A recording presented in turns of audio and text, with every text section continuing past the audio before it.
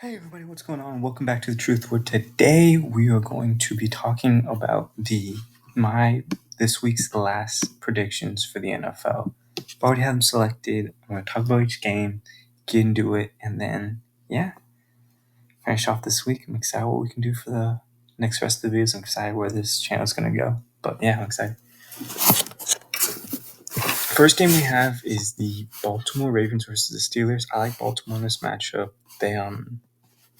They're not too beat up. They're at home. The only thing with Baltimore is, are they going to set their starters for the playoffs? And that is something I do not know. But give me Baltimore with everything I do know. Colts versus Texans.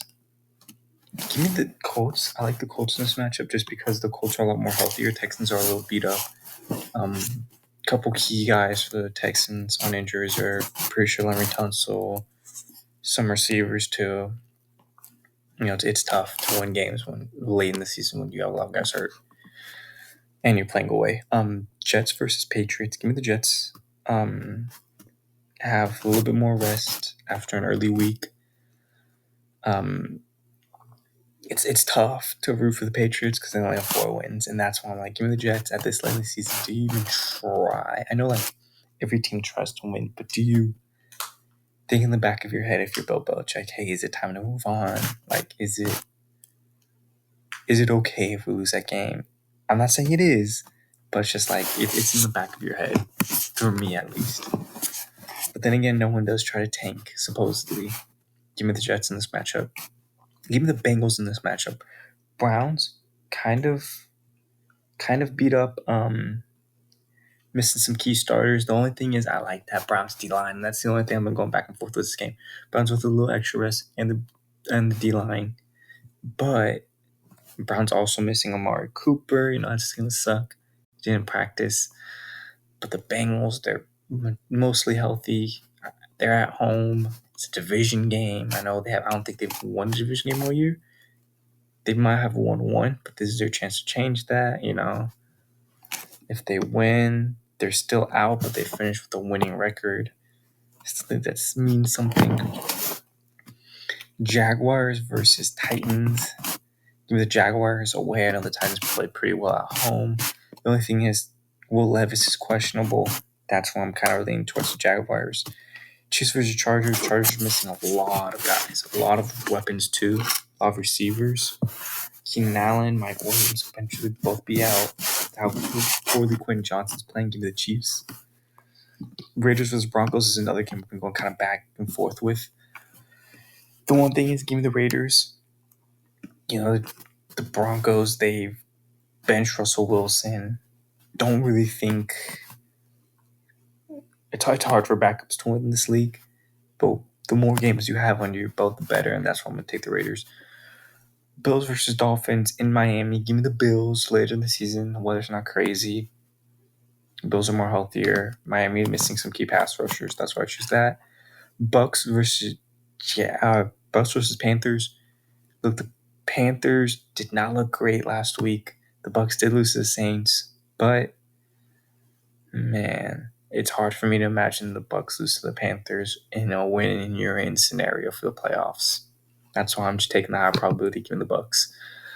Lions versus Vikings. Give me the Lions at home. It's one of those games where it's also like, hey, you win this, you help your odds. You really want more momentum going into this week, going into the playoffs, especially because you know how that sour game in Dallas ended. Give me the Detroit Lions. Saints versus Falcons is a thing for the Saints. Both these teams, if you win and you get a little bit of help, then you're in. But give me the Saints. They're at home. I feel like that's going to be the one key advantage. Dallas versus Washington. Dallas really needs to win games to try to keep that second seed, to win the second seed. Give me Dallas. Eagles versus Giants. Don't think the Eagles was back-to-back losses. I think that Cardinals one was kind of a fluke. They've kind of had a bad season. Give me the Eagles, though, to win this game. Packers versus Giants. Packers versus Bears. Give me the Packers. They're at home. They win this. Pretty sure they're in the playoffs. I think that's going to be a key factor for them. Seahawks versus Cardinals. Give me the Seahawks. Cardinals did win one, but I feel like it's more of those. See if I can pull up the Cardinals. It's one of those couple games where you win. You kind of pull off a couple upsets. No team in the NFL goes no team usually goes without one this season. They pull off wins, pull off upsets. That's why I think that Eagles game was. Give me the Seahawks. This is another game I kind of went back and forth with. 49ers, Rams. Give me the 49ers. 49ers. They're both teams are a little banged up, but I feel like that 49ers pass rush is just going to really mess the Rams up.